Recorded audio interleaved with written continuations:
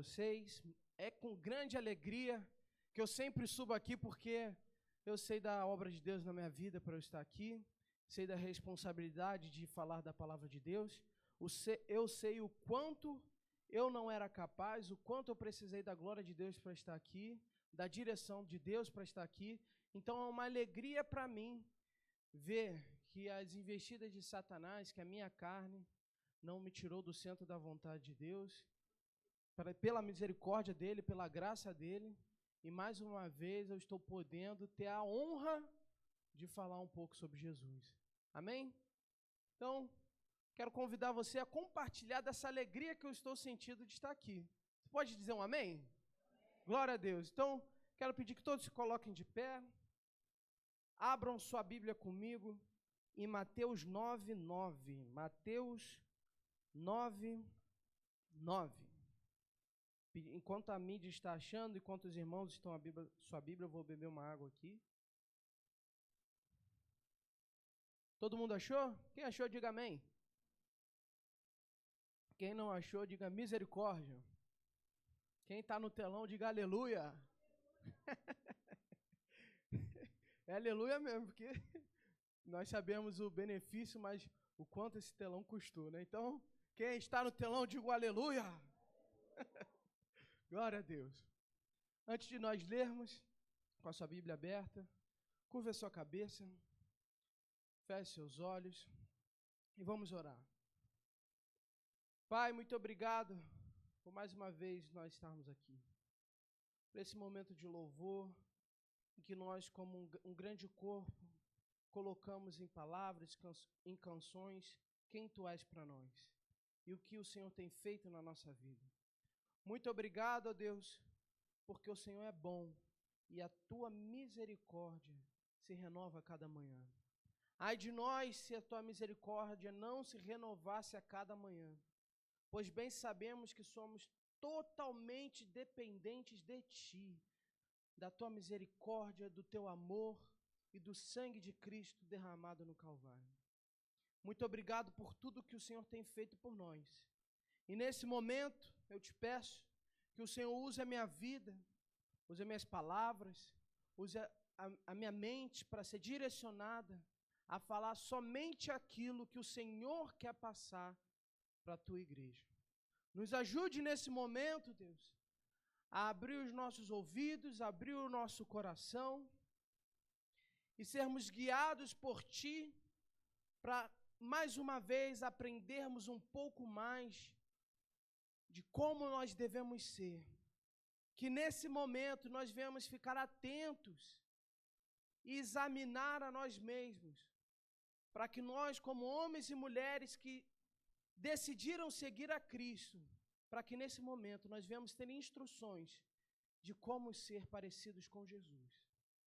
Esteja conosco, que não haja distração das pessoas que estão à nossa volta, que não haja distração de principados, potestades e dominadores desse mundo, que não haja distração da nossa própria mente, mas que nós venhamos estar fincados e com a atenção fincada em Ti. Usa, meu Pai, para a Tua honra, por misericórdia, usa-me. E eis aqui a Tua igreja, que nesse momento nós venhamos estar mais perto de Ti. Em nome de Jesus, amém e amém. Amém, igreja? Glória a Deus. Diz assim a palavra do Senhor, Mateus 9:9. Eu queria ler os versículos ímpares e a igreja lê os pares, ok? Eu vou ler na minha Bíblia e a igreja eu peço que leia na sua ou aqui no telão. Diz assim a palavra de Deus no versículo 9 de Mateus.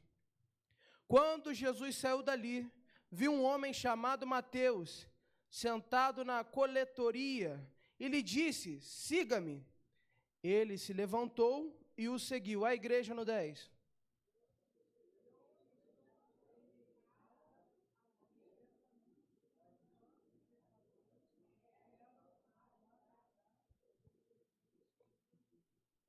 No 11 diz assim, vendo isto, vendo que Jesus se reunia com pecadores e publicanos, os fariseus perguntaram aos discípulos de Jesus, por que o mestre de vocês come com os publicanos e com os pecadores. 12, a igreja.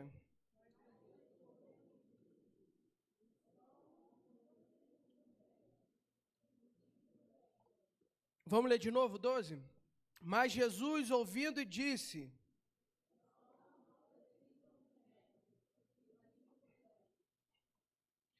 vão e aprendam o que significa quero misericórdia e não sacrifício. Pois não vim chamar os justos, mas sim, igreja. Aleluia. Pode se assentar. Glória a Deus. Essa passagem de Mateus diz muito para nós, porque quem escreveu ela foi o próprio Mateus, né? Para quem não sabe, o Evangelho segundo São Mateus foi escrito pelo Mateus que nós acabamos de ler aqui. Esse Mateus que estava sentado na coletoria e era um publicano, esse Mateus escreveu o Evangelho que nós acabamos de ler. E eu queria que antes de entrar no texto, nós entendêssemos um pouco quem foi Mateus e a história da vida dele, para que quando nós relermos esse texto aqui, a gente entenda o peso dessas palavras. Amém? Todo mundo me ouve? Aleluia. Mateus, ele foi um homem criado segundo os princípios judaicos. Naquele tempo, como até o tempo de hoje, os judeus têm alguns livros, né, de leitura, que através desses livros eram ditados como eles andariam, os seus princípios, o seu caráter. E Mateus foi criado numa comunidade judaica, em Israel, seguindo todos os princípios do Talmud, que é ainda um livro que fala sobre a cultura hebraica, seguia os princípios da Torá, dos Ketuvins, dos Neevins, que eram os livros dos judeus que eles usam até hoje para se pautar na sociedade. Então, os judeus, basicamente, têm esses 4 livros que ditam suas condutas em todas as relações que ele tem na sua vida. E quando nós olhamos para Mateus, nós vemos um homem que era tão inserido nisso, que o judaísmo por si só não tem a ver somente com a região de Israel, mas sim com essa identificação de pessoas que seguem esses princípios.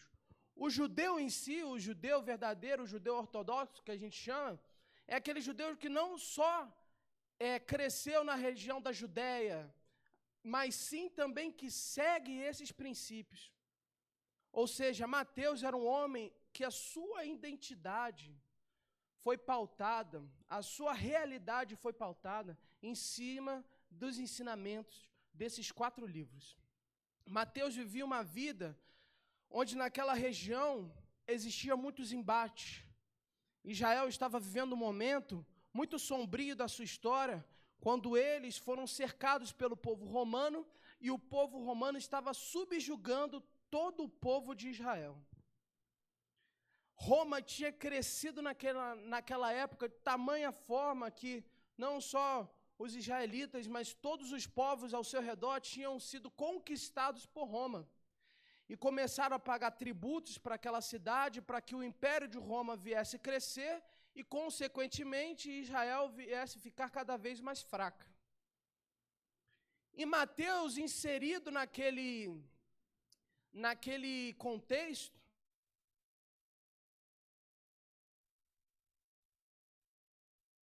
som. Vou trocar aqui, só um minutinho. Som. Ele olha para Roma, né? Ele olha para aquele contexto do povo romano cercando a sua cidade natal, ferindo os seus amigos, ferindo a sua família, subjugando gente que não tinha dinheiro nem para pagar a comida. Ele vê aquele cenário todo, vê toda a sua raiz sendo destruída, e Mateus toma uma decisão muito diferente do que nós estamos pensando. Mateus, vendo aquilo tudo, toma a decisão de se aliar ao governo romano. Eu quero que você entenda o que eu estou falando aqui. Mateus foi criado como um judeu. Mateus foi criado como o que, igreja? Vivendo a sua vida pautada nos princípios que ele aprendeu da sua mãe, que aprendeu da sua avó, que estava nos livros da Torá, que estava no Talmud. Ele vivia uma vida de princípios muito parecidos com nossos, mas também muito diferentes, mas ele vivia uma vida judaica. E quando a sua região natal, quando a sua família, quando todo aquele espaço foi cercado por Roma, subjugado, ferido, estraçalhado pelos governantes de Roma, Mateus, em vez de se refugiar com a sua família, em vez de acalentar a sua família, ele olha para Roma e vê uma oportunidade de ganhar dinheiro. Mateus abre de mão dos seus princípios, abre de mão da sua família, abre de mão da sua identidade judaica e começa a viver uma vida onde ele servia um império que estava destruindo o seu lar. Mateus era esse homem. Não só Mateus, mas quando nós vamos estudar a história da igreja, a história dos profetas, a história do Novo Testamento, nós vamos ver que todos os publicanos que nós vemos aqui na igreja ou na Bíblia, que é citado até nessa passagem, todos os publicanos eram homens que trabalhavam em cargos públicos. Daí vem o termo publicano. Só que o publicano ele não trabalhava para o cargo público de Israel, mas sim para o Império de Roma, que estava destruindo Israel. Só para vocês entenderem o quão sério era isso, antigamente nós não tínhamos o que temos hoje, né? Isso daqui para eles era um luxo, ter uma luz sobre a nossa cabeça, ar-condicionado, um telão aqui projetando o que a gente quer falar. Irmãos, na época que a palavra de Deus foi escrita, não tinha nem poste de luz. Não tinha poste de luz. E sabe o que clareava as ruas de Roma naquele tempo? Sabe, igreja? Quem sabe? Era lamparina? Quem acha que era lamparina? Tocha. Quem acha que era tocha? Levanta a mão. Irmãos, o que iluminava a cidade de Roma naqueles tempos eram pilhas de corpos de cristãos que serviam a Deus e estavam sendo perseguidos. Os cristãos que anunciavam Cristo eram tão perseguidos naquela época que eles empilhavam os corpos dele na cidade de Roma e eram utilizados para iluminar a cidade. É desse tipo de perseguição que eu estou falando. Quando nós olhamos hoje, de repente você vai sair daqui, antes de dormir vai querer ver um filme, vai querer ver uma série, para distrair um pouco a cabeça e conseguir dormir rápido. Só eu que faço isso ou mais alguém faz isso aqui? Mais alguém? Todo mundo faz, né? Sabe qual era a diversão do tempo de Roma? Coliseu. Era colocado um leão naquele lugar e os homens que professavam a fé em Cristo eram colocados lá dentro e a diversão deles era ver aqueles homens batalhando contra os leões. É desse tipo de perseguição que eu estou falando.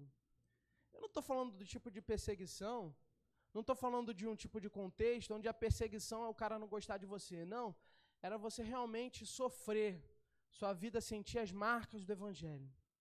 Um pouco antes dessa virada de Roma, Roma já perseguia os judeus. E da mesma forma, ele massacrava aquele povo. Antes dele perseguir os cristãos, ele já perseguia os judeus. E Mateus, olhando para o sofrimento da sua família, olhando para o sofrimento dos seus irmãos, olhando para o sofrimento da sua nação, decide se vincular a Roma, se vincular a quem estava machucando a sua família. Ele decide virar um publicano judeu servindo a Roma. Quando nós olhamos agora para o texto, nós entendemos que Mateus estava vivendo uma época de vergonha. Totalmente envergonhado, totalmente jogado para fora da sua própria família, da sua própria identidade. Os judeus olhavam para os vinculados a Roma, o Talmud vai dizer que eles eram pior do que prostitutas. O seu caráter era tão mal visto pela sociedade, que ele era pior do que as prostitutas. Na verdade, o Talmud vai falar que a prostituta tem o poder do arrependimento, mas o publicano, esse não tem como se arrepender, ele já está totalmente dado à sua ganância, dado ao seu desejo, dado à sua vontade de crescer, mesmo que isso venha matar outras pessoas. O publicano daquela época era que nem, infelizmente, era que nem os políticos, né? Eles roubavam tanto do governo que eles prestavam serviços, como também do povo. Era mais ou menos um agiota aí, que batia doído no povo, só que o problema é que ele fazia isso também com seus pais, fazia isso com a sua família, fazia isso com seus amigos, então ele era muito mal visto, a ponto de ser comparado pior do que uma prostituta. Mas quando Cristo passa pelaquele lugar, quando ele passa pela coletoria, e vê Mateus sentado lá, cobrando imposto da população, Cristo olha para aquele homem e fala, siga-me.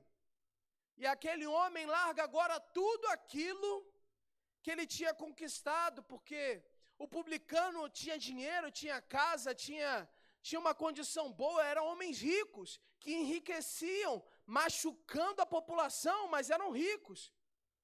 Quando Cristo olha para ele na coletoria e fala, Mateus, siga-me. Eu olhando para esse texto com essa visão, para mim o normal seria Mateus falar, não, Senhor, eu não vou te seguir. Eu já abri mão do respeito dos meus pais para ter esse dinheiro. Eu já abri mão da minha identidade como judeu para estar aqui. Eu já abri mão de tudo que eu tinha com os meus familiares para conseguir estar nessa posição.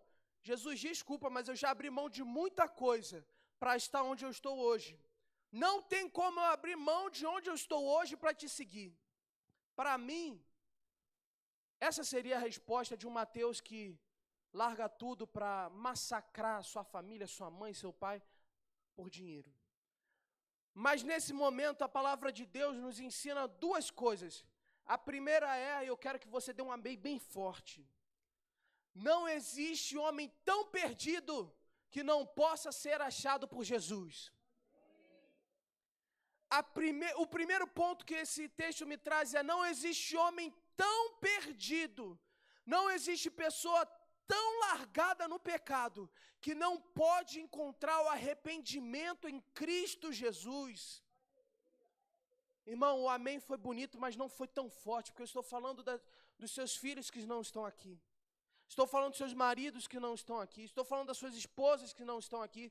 Estou falando dos seus amigos que não estão aqui. Eu estou falando dos meus parentes que desistiram de Cristo. Eu estou falando dos meus amigos que não conhecem Jesus. Não existe pessoa tão dada ao pecado, não existe pessoa tão perdida que não se arrependa ao vir a Cristo. O primeiro ponto desse texto não importa onde você está, não importa o quão profundo você foi no seu pecado, se você olha para Cristo, ouve a sua voz e decide segui-lo, há arrependimento para você, aleluia. Isso é esperança. Eu estou aqui porque um dia Deus me chamou e havia arrependimento para mim. A pastor, os pastores dessa casa estão aqui porque um dia houve arrependimento para eles. O pastor Leandro acabou de falar da sua vida. Viveu no mundo, conheceu o divórcio, mas houve arrependimento em Cristo. E aquilo que parecia estar perdido, Cristo fez novo. E hoje ele tem uma família, hoje ele tem uma esposa para quem voltar. Porque o arrependimento de Jesus, aquele que se arrepende para Cristo, irmão, ganha uma nova vida. Uma vida de amor, uma vida de esperança, uma vida de alegria, uma vida de felicidade. E, irmãos, não há profundidade de pecado que te afaste desse amor. Paulo diz lá em Coríntios, se eu for no mais profundo do mar, lá eu te encontrarei. Não existe lugar em que o amor de Cristo não nos encontre. Para Mateus, a coletoria era o lugar mais profundo que um judeu podia estar. Eu quero que você entenda isso. O lugar de mais pecado, de que levantaria mais angústia para quem está vendo, que levantaria mais ódio, o mais profundo lugar para um judeu naquele tempo era estar sentado na coletoria, cobrando impostos dos seus amigos, dos seus parentes, que às vezes não tinham dinheiro para comer. O pior lugar que um judeu poderia se encontrar era nesse que Mateus estava. Mas Cristo olha para ele e o chama. E Mateus o segue, se arrepende. Irmãos, irmãs, da mesma forma que Mateus foi chamado a um arrependimento, nós, como igreja do Senhor, somos chamados a nos arrependermos dos caminhos que nós decidimos tomar, mas que nos afastaram da vontade de Deus para a nossa vida. Eu costumo dizer aqui que para você sair do centro da vontade de Deus, você não precisa dar 1000 passos, você não precisa andar 1000 passos numa outra direção, não. Se o centro da vontade de Deus é onde eu estou agora, para eu sair dela, basta eu só chegar um pouquinho para o lado. Eu já saí do centro da vontade de Deus. Se o centro da vontade de Deus é onde eu estou agora, sair do centro da vontade de Deus, basta uma decisão errada, uma decisão não pautada na voz de Cristo, uma decisão não pautada na palavra dEle, uma decisão seguindo a minha mente, seguindo o meu braço, seguindo a minha vontade. Basta uma decisão para sairmos da vontade de Deus para nossas vidas. Mas o que eu trouxe hoje aqui, o que Deus inspirou o meu coração a falar é: há esperança para o arrependimento. No pior lugar que você possa se imaginar estando, no pior lugar que você possa se imaginar vivendo, há arrependimento para aqueles que olham para Cristo. Essa é a hora que você diz amém, igreja. Eu vou repetir só para você não perder a oportunidade, tá? Não há lugar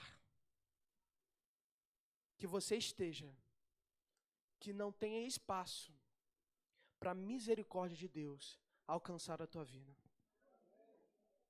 Esse é o primeiro ponto que esse texto traz para mim. Mateus é chamado por Cristo.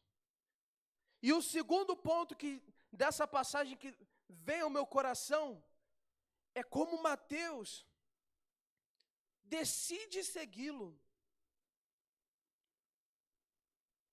Eu falo por mim quando digo que às vezes eu passo noites em claro pensando em como eu vou conseguir isso, como eu vou chegar naquele lugar, como eu vou ter isso, como eu vou sustentar meus filhos, futuros filhos, como eu vou sustentar a minha esposa, como eu vou sustentar uma casa. Mesmo em Mateus 6, dizendo para nós lançarmos sobre Jesus todas as nossas ansiedades, viver isso não é fácil. Como eu vou conseguir isso? Como eu vou para lá? Como vai ser isso? A minha vida vai ser uma vida onde eu vou encontrar a miséria? O que vai ser de mim? Mesmo em Mateus 6, dizendo, lance sobre o Senhor toda a sua ansiedade. Viver isso é uma luta diária. E eu vejo a história de Mateus, e eu consigo conjecturar nesse momento, eu imaginando ele largando a sua família, largando o respeito da sua nação, buscando dinheiro para sanar essa ansiedade que estava dentro dele. Eu vou ser publicano, eu vou servir a Roma porque eu preciso desse dinheiro. Eu estou vendo que vai dar ruim para quem não se alinhar. E é aquela história, né? Se não pode com eles, se junte a eles. Eu imagino ele falando isso tudo, e indo para o lado de Roma, abrindo mão dos seus princípios, abrindo mão da sua família, abrindo mão do respeito da sua nação e servindo a ele para ser esse homem que tinha condição. E ele faz isso. Ele abre de mão. Irmãos, não acho que eu estou falando de um homem distante. Não acho que eu estou falando de uma mulher distante. O que nós temos dentro da nossa igreja, e o que nós temos de homens e mulheres dentro do reino de Deus, que largam chamados, que largam responsabilidades dentro da obra de Deus, porque dão voz à sua ansiedade, em vez de descansar em Deus, irmãos. Isso era uma questão que eu tinha, já tem um tempo até, em que eu vi algumas igrejas, onde os jovens eram superativos. Meu irmão, jovem, terça estava na igreja, quinta estava na igreja. Tem um tempinho já, mas quando eu estava morando lá na Barra, eu tinha uns amigos também que eram da igreja, e nós gostávamos da coisa mesmo. Então, segunda-feira nós pegávamos o metrô e íamos para uma igrejinha assim de esquina de Copacabana para ouvir a palavra de Deus. Terça-feira eu vinha aqui para a nossa igreja, vinha para o culto de oração e tocava aqui. Quarta-feira nós tínhamos uma igreja lá no Recreio, que era dentro de uma casa de um pastor, que ele tinha um teatro dentro daquela casa, e a gente ia para aquela igreja. Quinta-feira eu vim aqui para a nossa igreja, na época não era o CR, mas tinha o culto. Sexta-feira era o dia da vigília. Sábado, culto jovem, domingo estávamos aqui. Quando a gente não ia para os hospitais, eu e meu amigo Caio, orar por pessoas.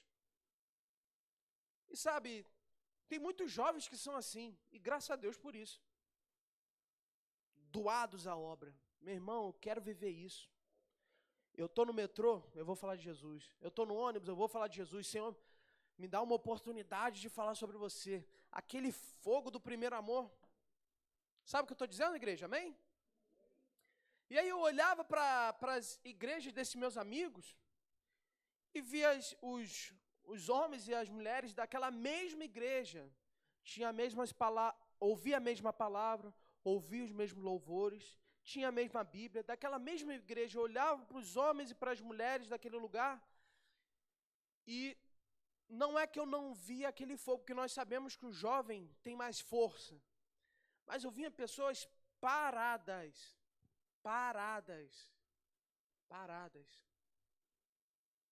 Entenda bem o que eu estou falando. Não estou falando que você, que está numa certa idade, deva ter o mesmo pique de um jovem. Se você conseguir, amém. Mas estou falando de pessoas paradas, que não faziam nada na casa de Deus. Nada. E eu me perguntava, como um jovem que está caçando culto até, está numa mesma igreja de pessoas paradas? Será que eles não estão ouvindo as mesmas pregações? Será que eles não estão ouvindo os mesmos louvores? Será que eles não estão sendo guiados e ajudados pelos mesmos pastores? Será que eles? Irmãos, e aí eu envelheci um pouco mais, que até eu vou apanhar se eu falar que eu sou velho, mas eu envelheci um pouco mais, fiz alguns aninhos aí, fiz alguns aniversários, e eu comecei a entender por que isso acontecia. Vê se não é verdade, você que está me ouvindo. No momento que eu estou vivendo, desses aí 25 para os 30 anos, a gente está tão preocupado do que a gente vai fazer, como a gente vai conseguir, como a gente vai alcançar, que a gente vive praticamente nessa ansiedade de pensamentos e começa a esquecer um pouco de ir à igreja, começa a esquecer um pouco de fazer a obra de Deus para focar em o quê? Conquistar. Eu preciso conquistar aquilo, eu preciso conquistar aquilo, preciso conquistar aquilo. Entenda, irmãos, por favor, entenda o que eu estou falando.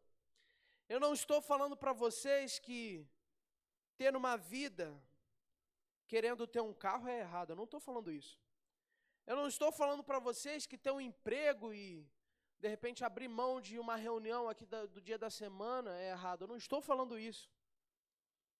O que eu quero falar para vocês é, as nossas ambições, os nossos desejos, morreram com nós nas águas de batismo. Se nós vivemos Cristo, os nossos sonhos têm que ser os sonhos dele. As nossas ambições têm que ser as ambições de Cristo. A nossa vida tem que ser uma vida que espelhe quem Jesus foi. O que eu estou dizendo para vocês é, o sustento Deus vai dar. O emprego é necessário para vir um sustento. Mas a partir do momento que o emprego se torna mais importante que a obra de Deus, através da sua vida, vou repetir porque eu quero que vocês prestem bem atenção.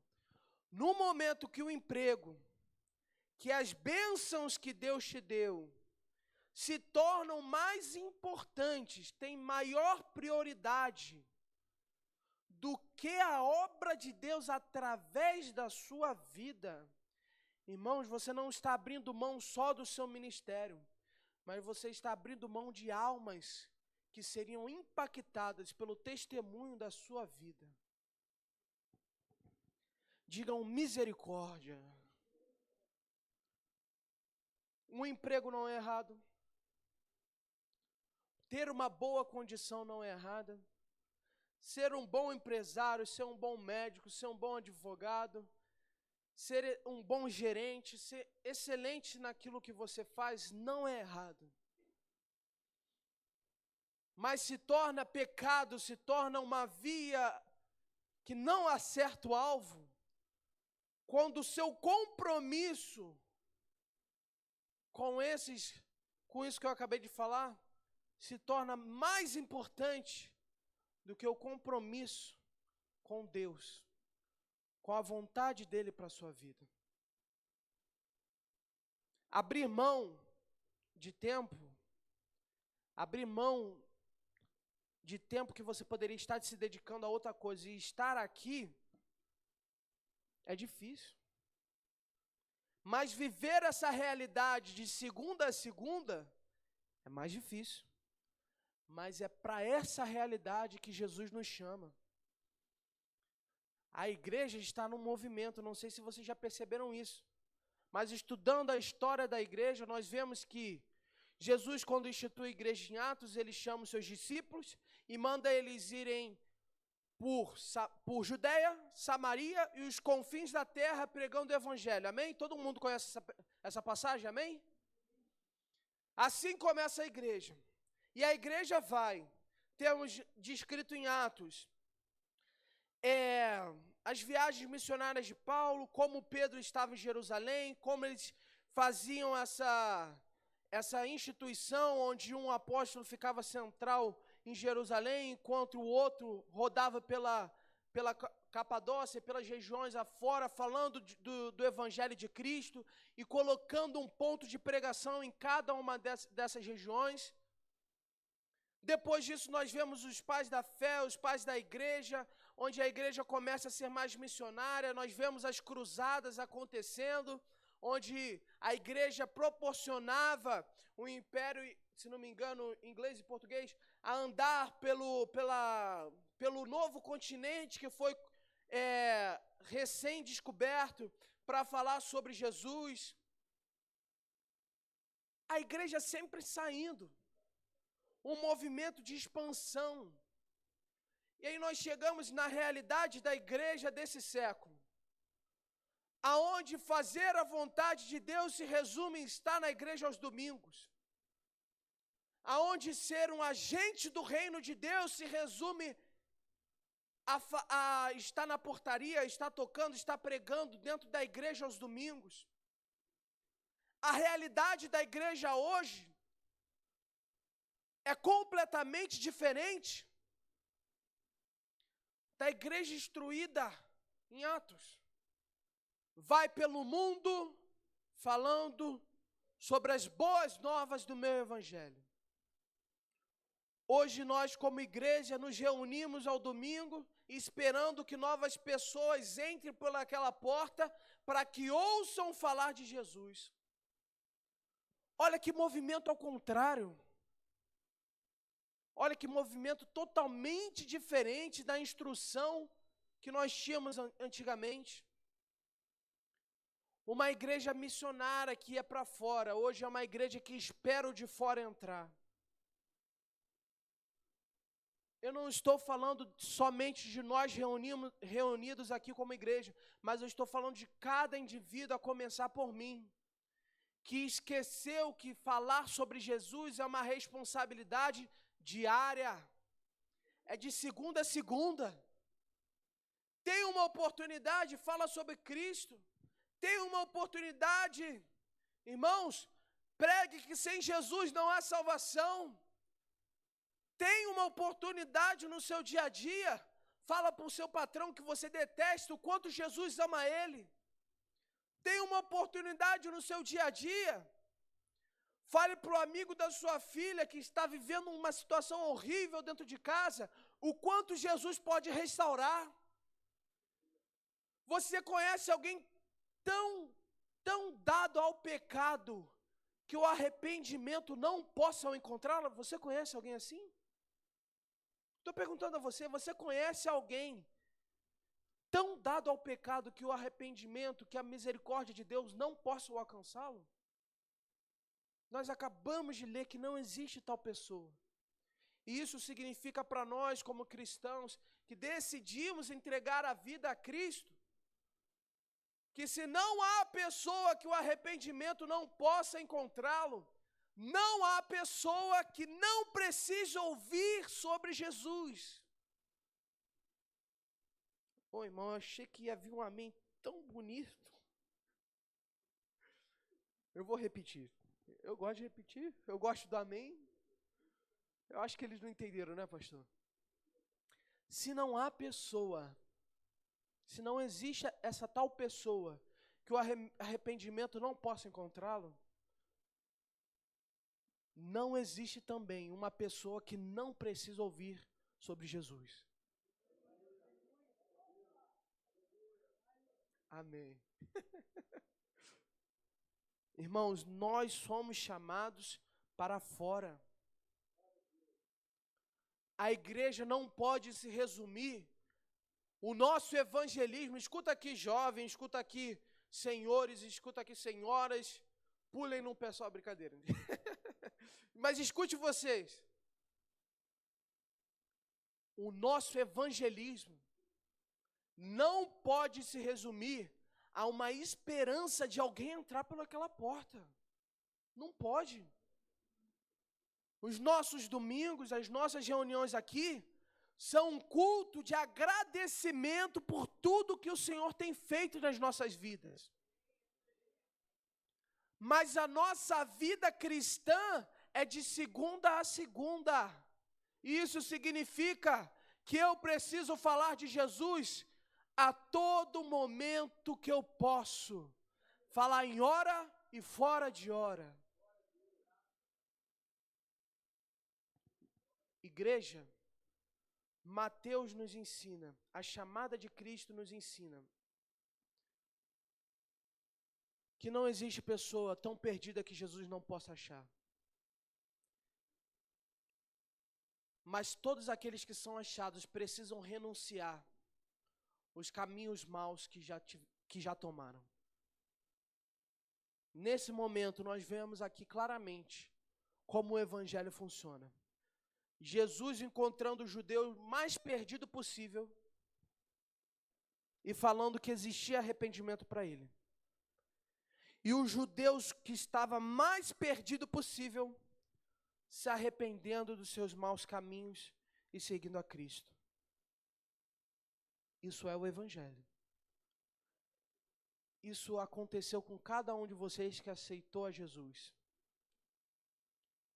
Tão perdidos. Como Mateus também vai falar, o homem sem Jesus, ele andava com morte, vivia com morte e era a própria morte.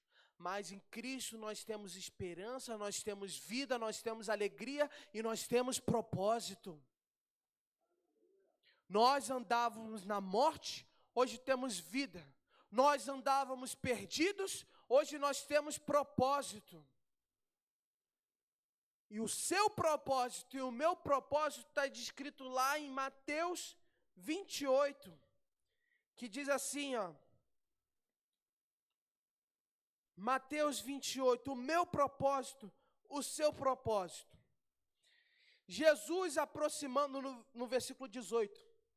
Mateus 28, 18 diz, Jesus aproximando-se falou-lhes dizendo, toda autoridade me foi dada no céu e na terra, portanto vão e façam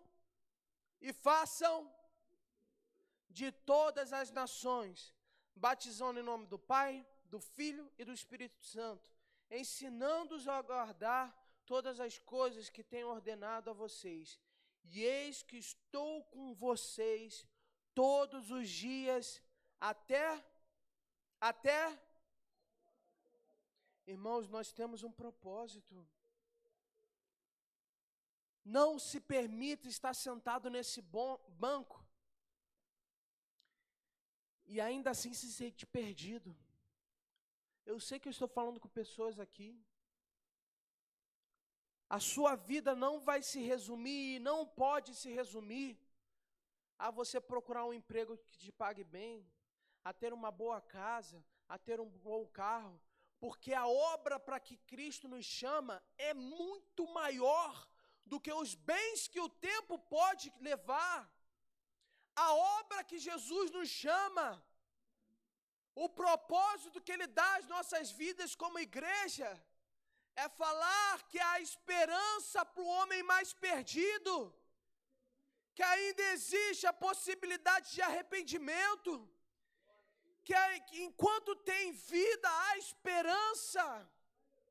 Vale muito mais você ganhar uma vida do que você ter um carro do ano. Porque o carro do ano, o tempo vai levar, a ferrugem vai comer, mas a vida que você ganha, levado pelo Espírito Santo, vai estar contigo como galardão pela eternidade. Vale mais uma vida do que as riquezas desse mundo. Vale mais uma vida do que os bens que eu posso possuir. Vale mais uma vida do que os meus sonhos. Vale mais uma vida do que os meus planos. Vale mais a vontade de Deus para mim do que a minha vontade. Vale mais a vida de Cristo do que a vida que eu queria ter.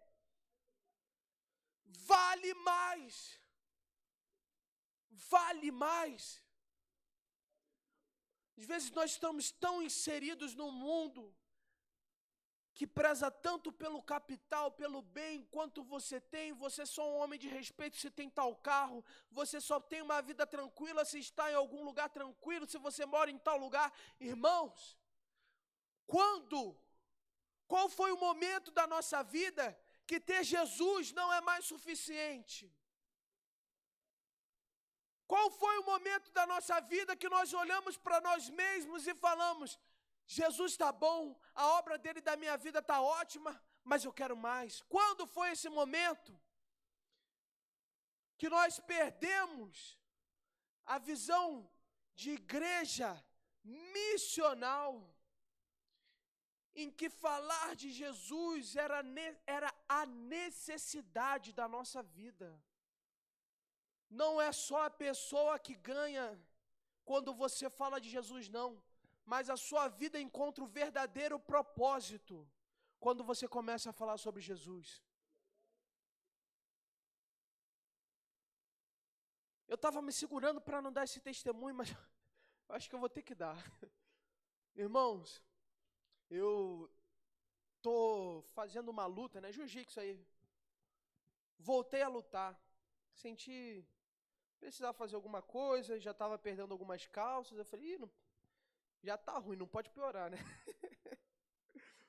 Falei, cara, vou ter que fazer alguma coisa. Eu fui lá e comecei a lutar. E aquela felicidade, né, de fazer uma coisa que você gosta muito. Não tem nada de errado com isso. E aí eu comecei a conversar com um amigo, que hoje é meu amigo lá. E ele falou que era ex-diácono da Assembleia de Deus. Depois eu conversando com outro amigo, ele falou que era ex-obreiro da Quadrangular. E a gente conversando, e eu descobri que esse diácono pregava, né, rodava aí o Rio de Janeiro pregando, mas infelizmente tomou uma decisão, andou por um caminho que eu não deveria ter ido, e se perdeu. E eu comecei a evangelizar sem nenhuma pretensão, numa conversa muito suave que a gente teve. E nós hoje já estamos marcando de estudar a Bíblia. Ele disse que está ansioso para vir aqui na igreja. Nós sabemos que a pessoa falar isso é uma coisa, ela chegar até aqui é difícil. Mas, irmãos, eu fiquei tão feliz de Deus ter me usado para aquele momento. Eu cheguei em casa falando para os meus pais, eu saí com um amigo sexta-feira, a gente só conversou sobre isso. Eu fiquei tão feliz, porque às vezes a gente se coloca, Deus, eis-me aqui. Eu estou sendo usado na igreja, eis-me aqui. Eu quero pregar, eu quero fazer, eu quero ajudar, eu vou dançar. Que nem as garotas dançam aqui, eu vou no teatro. Eu vou cantar. Eu vou pregar. Mas às vezes a gente se coloca assim e não vê alguns frutos de arrependimento. E isso foi uma coisa que eu indaguei, sabe? Pode ter certeza, irmãos, que a palavra de Deus não volta vazia, amém? E quando nós falamos de Jesus, mesmo que nós não venhamos a ver, pessoas sim são impactadas pelaquela palavra. Mas eu coloquei isso para Deus. Deus, eu não estou vendo. E, irmãos, eu fiquei tão feliz. Tão feliz. Eu não sei se eu falar que eu fiquei tão feliz, expressa verdadeiramente o quão feliz eu fiquei de falar de Jesus para aquelas pessoas. Nós já estávamos com planos de estudar a Bíblia juntos. Mas vale muito mais uma alma. Vale muito mais uma alma. O quanto vale uma alma para você? Eu não quero que você pergunte isso para a pessoa que está do seu lado, mas eu quero que você pergunte isso para você mesma. Analisa aí. O quanto está valendo uma alma para você? Se chamamos a igreja para evangelizar, não posso porque eu estou cansado. Será que uma alma não vale mais do que um cansaço? Se eu não posso estar nos cultos é porque eu quero tentar fazer tal coisa, tentar fazer outra coisa, porque eu preciso ter algo. Mas será que uma alma não vale mais do que isso? Entenda, eu não estou pregando uma palavra sobre miséria. Você deve trabalhar. Amém? Mas o trabalho, ele te dá bens materiais hoje. O seu chamado te traz tesouros que não são perdidos.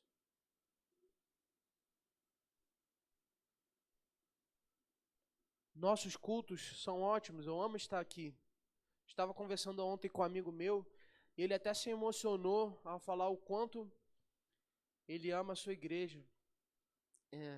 Ele falou para mim e para mais uma pessoa, eu tinha tudo para não gostar daquele lugar, mas Jesus me encontrou, e hoje eu sei que ali é o momento que eu sinto mais que eu sou usado por Deus.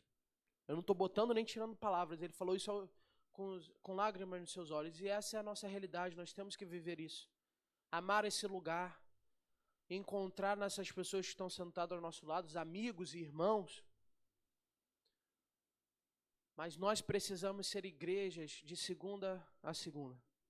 Falar de Jesus a qualquer oportunidade.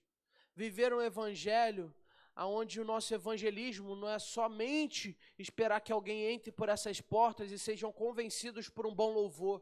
Não. Nós somos chamados para fora. É o significado de igreja, chamados para fora. Não se permita ficar dentro. Você já viu aquelas ovelhas que tem muita lã? Eu não sei se você já viu isso. Vocês que têm Facebook ou Instagram, com certeza já viram aquelas ovelhas que o pessoal não está tirando a lã e ela fica com uma lã gigantesca, meio cinza assim, parece até que tem uns dreads nela às vezes. E aquela ovelha não consegue nem andar. Sabe do que eu estou falando? Sabe, igreja? Amém? Aquela ovelha, meu irmão, que só tem lã, fica só sentada e a lã crescendo, sentada e a lã crescendo, sentada e a lã crescendo. Não é à toa que Jesus nos compara como suas ovelhas. E não é à toa que eu vou te falar aqui, não se permita ficar só sentado nesse banco, sem frutificar para a obra de Deus. Não se permita, e eu estou falando não só com novos convertidos, não estou falando com obreiros, não estou falando só com diáconos, pastores ou bispos.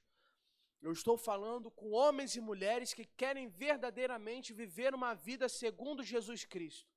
Não se permita viver um cristianismo sentado num banco. Mas vá, prega o evangelho. Mesmo que você não se sinta capacitado, a palavra de Deus diz que quando nós abrimos nossa boca, o Espírito Santo falará por nós, irmãos. Ele nos deu o espírito de ousadia e não de temor, não de medo. Ele nos chama a falar com os nossos parentes, com nossas filhas e filhos que não estão aqui, com nossos maridos e esposas que não estão aqui.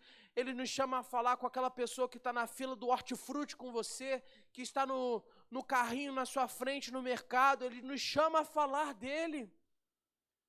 Ele nos chama a falar dele porque o mundo ainda precisa de Jesus. O mundo, na verdade, precisa cada vez mais de Jesus. Hoje você ser um homem de caráter, que quer uma vida certa, com família, só tendo uma esposa, já virou algo careta. Irmãos, eu vivo uma realidade onde eu tenho muitos amigos que frequentam universidades, eles falam para mim, é raro quando a gente acha alguém hétero. Olha isso. O mundo precisa cada vez mais de Jesus, e Jesus não escolheu o camelo, não escolheu o cachorro, não escolheu a cadeira, não escolheu a pilastra para falar sobre ele. Ele escolheu você. Ele escolheu você, igreja. Ele escolheu você. Com os seus pecados, com as suas falhas, com as suas inseguranças, com as suas ansiedades. Jesus, ainda assim, escolheu você. E você precisa falar desse amor. Não só porque o mundo precisa ouvir falar sobre Jesus, mas é porque essa é a direção dele para a sua vida. A sua vida não tem propósito se você não faz isso. Você entende isso? Você consegue compreender isso? Que você ser cristão sem propósito é uma coisa que pode acontecer. Uma das coisas mais tristes que nós podemos ver são pessoas que aceitam Jesus, mas aceitam para uma vida onde vivem da mesma forma que viviam fora no mundo, aceitam para uma vida onde não existe renúncia, aceitam para uma vida onde não pensam no próximo, aceitam para uma vida onde não conseguem amar aquilo que Deus ama, porque Deus ama aquelas pessoas perdidas lá fora. Deus ama aquelas pessoas perdidas lá fora. E Ele nos chama a amar elas também. E o jeito que nós amamos ela, o verdadeiro amor que nós podemos mostrar a elas é falar sobre Jesus. O mundo ainda precisa de Jesus. Isso significa que nós temos muito trabalho, igreja. Muito trabalho. Hoje em dia o trabalho dos membros da igreja é o quê? Eu faço parte de um ministério. Eu vou falar sobre mim. Eu faço parte de um ministério, então meu trabalho na igreja é vir sexta-feira para o ensaio, vir domingo para o ensaio, pegar as músicas que o Renatinho, ele não está entre nós hoje, mas que o Renatinho coloca lá no grupo. O meu trabalho na igreja é isso. E com isso eu estou ajudando o Senhor. Amém? Amém, eu estou mesmo. E graças a Deus que tem pessoas que fazem isso, que ai de nós, imagina, a gente teve um louvor aqui tão abençoado, todo mundo batendo barro. Foi lindo de ver mesmo. As pessoas se sacrificaram, abriram mão do seu tempo com a família, abriram mão do seu tempo de descanso para dar o melhor para a igreja.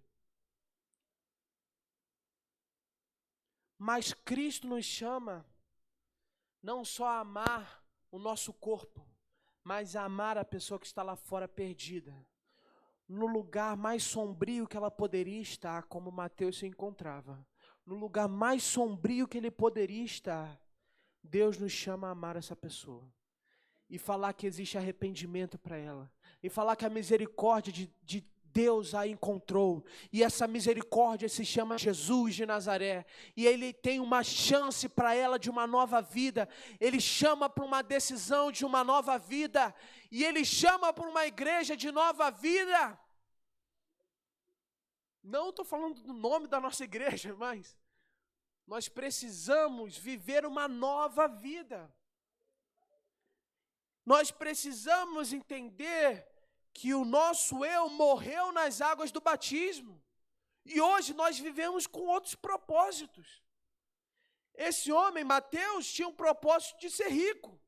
Vivia por esse propósito.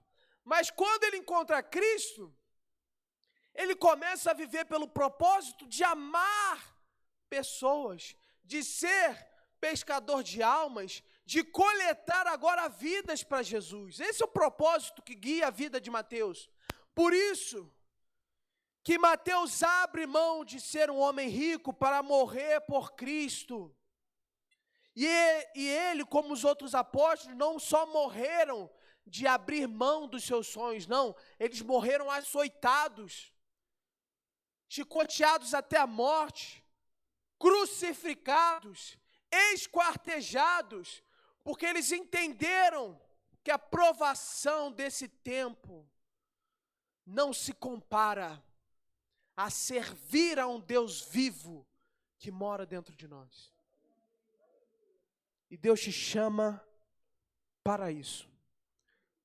Deus te chama para isso. Amém? Então aplauda ao Senhor. Se coloque de pé. Queria que a igreja se colocasse de pé, porque eu senti de fazer um apelo. E eu senti de fazer um apelo não só para a pessoa que está aqui como nos visitando, ou uma pessoa que está distante do Evangelho. Eu senti de fazer esse apelo para você que está nessa igreja,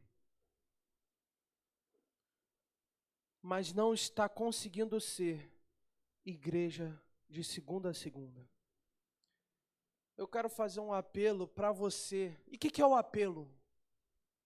O que é o apelo? Não é só vir aqui na frente, não é só botar a mão no seu coração. É entender, é uma decisão de que a minha mudança chega hoje. Amém? A minha mudança chega hoje, a minha decisão de mudar é hoje. E eu quero essa nova vida para mim. Então eu queria pedir que a igreja de olhos fechados se colocasse em oração para que Deus convença essa pessoa que precisa mudar. Não se envergonhe se você tem 10 anos de ministério. se você já está aqui há 30 anos, se você está aqui há 5 dias ou se você está aqui há 5 meses. Não se envergonhe. Não se envergonhe disso. Todos nós pecamos, todos nós falhamos, todos nós nos perdemos. Mas eu quero falar a você, se você é essa pessoa que realmente entendeu que precisa mudar,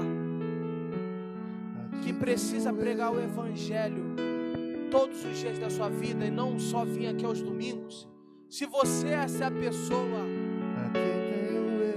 coloque a mão no seu coração. Eu quero ver todo mundo que está colocando a mão no seu coração. E coloque mesmo se você quer mudar. E não há na terra quem eu queira mais. Coloque a mão no seu coração. Estou apaixonado.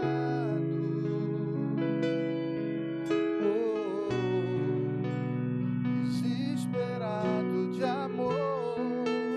O Espírito Santo. Estou disposto a... Pai, eis aí as pessoas que colocaram a mão no seu coração. E construirei no cume do monte. Eu não pedi para vir aqui na frente porque eu sei que isso é uma decisão que cabe só você saber. Sou eu. Porque o irmão que está do seu lado não vai fazer o que você precisa fazer. A pessoa que você ama não vai fazer o que você precisa fazer. É você, irmão. É você. É você. Você que colocou a mão no seu coração. Feche seus olhos. Você que já está com seus olhos fechados, continue fechado. Espírito Santo de Deus, dê força. Em Atos 1 nós temos a promessa do Espírito Santo. O Espírito que nos daria força, que nos daria o dunamis, o poder para testemunhar quem Tu és. E se nós temos o Espírito Santo hoje, é porque o Senhor confiou em nós com a missão de falar quem Tu és para aqueles que precisam ouvir das maravilhas do Teu nome. Eis aí pessoas que colocaram a mão no coração e falaram: eis aqui um coração disposto. Eis aqui um coração disposto a abrir mão dos sonhos, a abrir mão das minhas vontades, se isso significa ganhar uma alma para Ti. Pai, toma essas pessoas com o braço forte, guia elas nessa estrada que não é fácil ser percorrida, mas que traz sentido à minha vida. Guia essas pessoas nessa estrada de dores, de lutas, mas que a alegria do Senhor não nos desampara. Que guia essas pessoas nessa estrada de guerras, nessa estrada de renúncias, mas aonde está a paz que excede todo entendimento? Esteja com elas, Pai.